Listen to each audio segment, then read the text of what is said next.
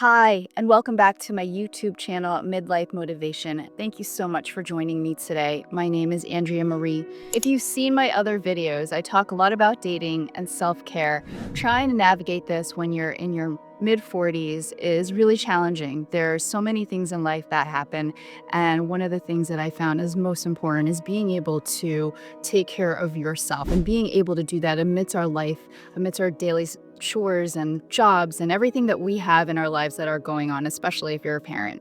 And even if you're not, there's so many things that get away from us, and we need to find the time to be able to take care of ourselves. Today, I'm actually going to switch the topic a bit. I'm going to talk about grief. Unfortunately, back in April of 2025, just recently, my daughter's father, my dear former husband, best friend, passed away.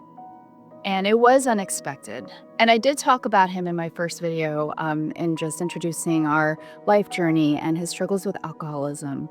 And in his effort to try to heal and take control over his addiction, sadly, he lost that battle in early April of this year. And it has been quite a journey and still continues to be, in terms of healing and being able to live with grief.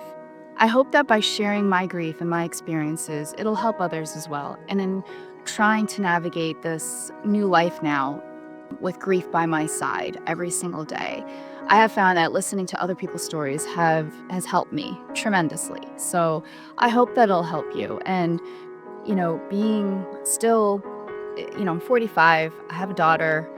She is turning 10 this summer, and one of the things that I've come to realize is that life does go on. I know it's cliche. We all know this, but the thought of being able to do things on a day-to-day basis is really challenging, especially when that loss is so fresh.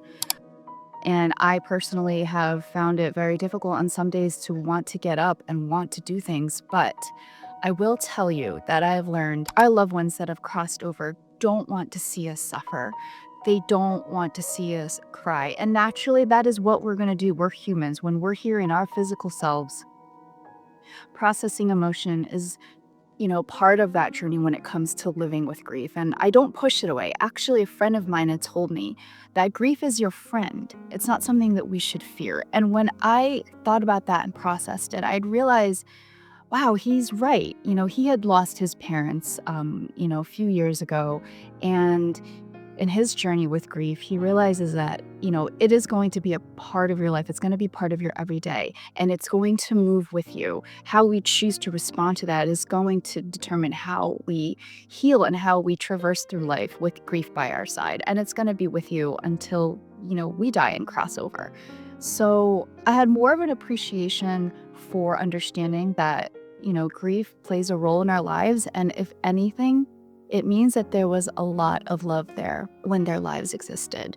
And that's a beautiful thing. And the journey that we go through with grief looks very different for every person. Some people, don't want to talk to others. Some people need to do that. And for me, I personally found it very helpful to get the support and talk about what happened and what Dave's life was like, leading up to his death. And honestly, it doesn't scare me. It's not triggering, but for others it might be. So it's okay if you don't want to talk about it. But what I do know is that you have to honor your feelings every day. And I have gone through feelings from anguish, sorrow, anger, just completely numb.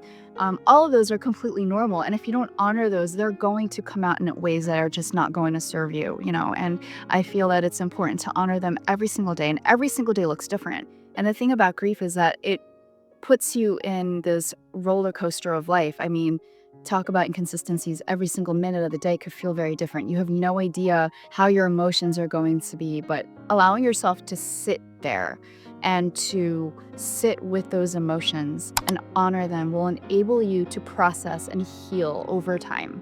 And that's okay. It's okay to be not okay.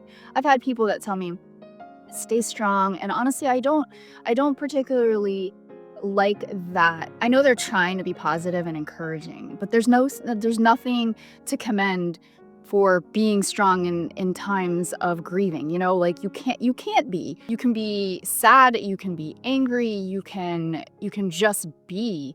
But being strong isn't something that because you're pretty much suppressing all your feelings and being able to get through your life while you're trying to, and I wouldn't say fill that void, but adjust to the void of that person not being there anymore. So it's okay to not be strong. I don't like to tell people that because if you're not, then, are you weak? No, you're not. You're human. And seeing the beauty and healing and knowing that your loved one that has crossed over is there in spirit is another facet of my healing. I really come to understand. I had a curiosity, honestly, to really understand what happens to our souls when we pass. Not everyone believes that our spirits do live on, but I strongly believe that we do live on past our physical form, that there is a life in the spiritual world for all of our souls. And believing that gives us a little bit of solace, knowing that our loved ones are still with us. As humans, we need something tangible to believe it's there. But just because you don't see it doesn't mean that they're not real and that there's no existence of their spiritual being in the afterlife. When our loved ones cross over, it's comforting to know that they are still with us in spirit. I definitely believe there's a lot to be said about our existence when we leave our physical form, and knowing that has helped the grieving process tremendously. I mean, I definitely have experienced seeing signs from my loved ones when they've crossed over. And honestly, it does lift my spirits in ways that I didn't think was possible. And there's a level of comfort knowing that your soul is enveloped by their spiritual existence. My connection with myself and the universe and God, whatever you believe in, has helped me find peace in knowing that our loved ones are there and they hear you. And just being able to talk to them and connect with them in that way is comforting, and understanding what happens to our souls when we cross over. There were so many questions that were left unanswered when Dave passed. And for me, that was really unsettling. But knowing that he is no longer in pain and he is not suffering and, living his life in the spirit world does bring me comfort, because in the physical world he was suffering tremendously, probably a lot more than I even knew, and we spoke every single day. But one of the beautiful things that I had come to realize was that I know it's really cliche, but things really do happen for a reason. And we had split 7 years ago.